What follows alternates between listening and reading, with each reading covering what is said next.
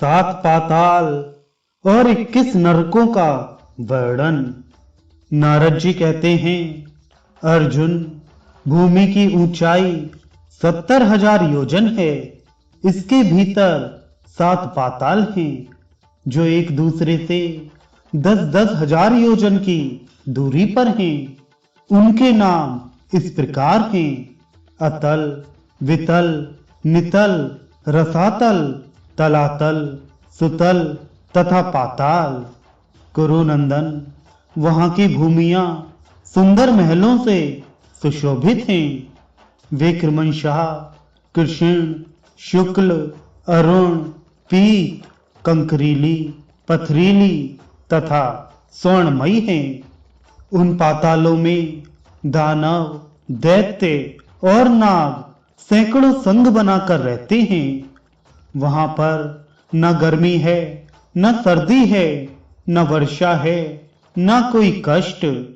7वें पाताल में हाटकेश्वर शिवलिंग है, जिसकी स्थापना ब्रह्मा जी के द्वारा हुई है।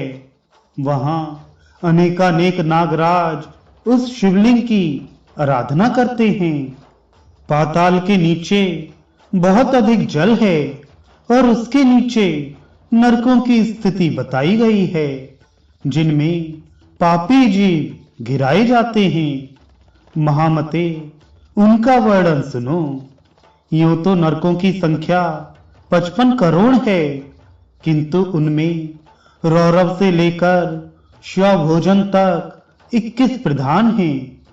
उनके नाम इस प्रकार हैं: रौरव, शूकर, रोध, ताल, विषसन, महाज्वाल, तप्तकुंभ, लवण, विमोहक, रुधिरांध, वैतरणी, कृमिश, कृमिभोजन, असिपत्रवन, कृष्ण, भयंकर लाला भक्ष, पापमय पुय वह, वहिंज्वाल, अधाशिरा, संदर्श, कालसूत्र, तमोमय अविची, शवभोजन और पृथ्वा शून्य अपर अविची तथा ऐसे ही और भी नरक बड़े भयंकर हैं।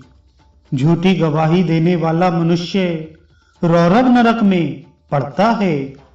गौओं तथा ब्राह्मणों को कहीं बंद करके रोक रखने वाला पापी रोध नरक में जाता है। मदरा पीने वाला शूकर नरक में और नर हत्या करने वाला ताल नरक में पड़ता है।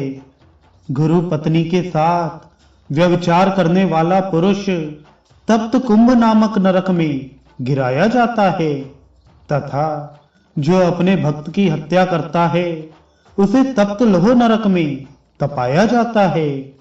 गुरुजनों का अपमान करने वाला पापी महाज्वाल नरक में डाला जाता है। वेद शास्त्रों को नष्ट करने वाला लवण नामक नरक में गलाया जाता है। धर्म मर्यादा का उल्लंघन करने वाला विमोहक नरक में जाता है। देवताओं से द्वेष रखने वाला मनुष्य कृमि भक्ष नामक नरक में पड़ता है। दूषित भावना से तथा शास्त्र विधि के विपरीत यज्ञ करने वाला पुरुष कृमिश नरक में जाता है।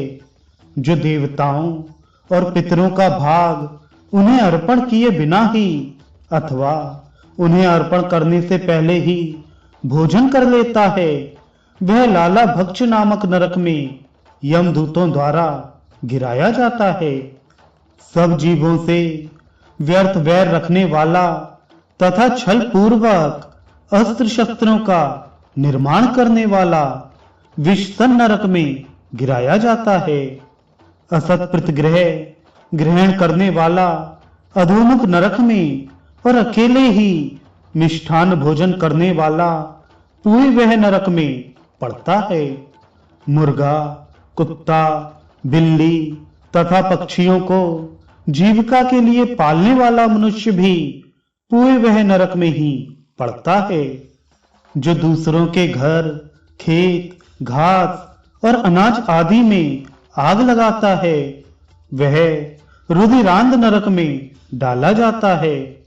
नक्षत्र विद्या तथा नट एवं मल्लों की वृत्ति से जीविका चलाने वाला मनुष्य वैतरणी नामक नरक में जाता है। जो धन और जवानी के मद में उन्मत्त होकर दूसरों के धन का अपहरण करता है, वह कृष्ण नामक नरक में पड़ता है। व्यर्थ ही वृक्षों को काटने वाला मनुष्य असिपत्र वन में जाता है। जो कपट वृत्ति से जीविका चलाते हैं, वे सब लोग वहीम ज्वाल नामक नरक में गिराए जाते हैं। पराई स्त्री और पराये अन्न का सेवन करने वाला पुरुष संदश नरक में डाला जाता है। जो दिन में सोते हैं तथा व्रत का लोप किया करते हैं और जो शरीर के मद से उन्मत्त रहते हैं, वे सब लोग स्वभोजन नामक नरक में पड़ते हैं। जो भगवान शिव और विष्णु को नहीं मानते, उन्हें अवीच नरक में जाना पड़ता है। इस प्रकार के शास्त्र निषिद्ध कर्मों के आचरण रूप पापों से पापी जीव सहस्त्रों अत्यंत घोर नरकों में अवश्य ही गिरते हैं।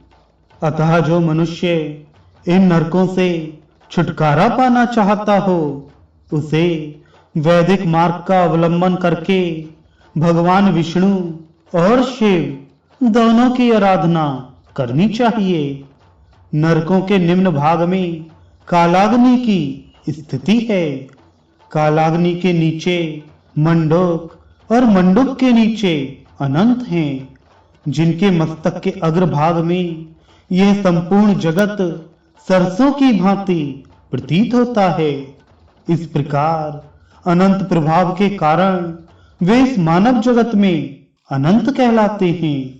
पद्म, कुमुद, अंजन और वामन ये दिग्गज भी वहीं स्थित हैं।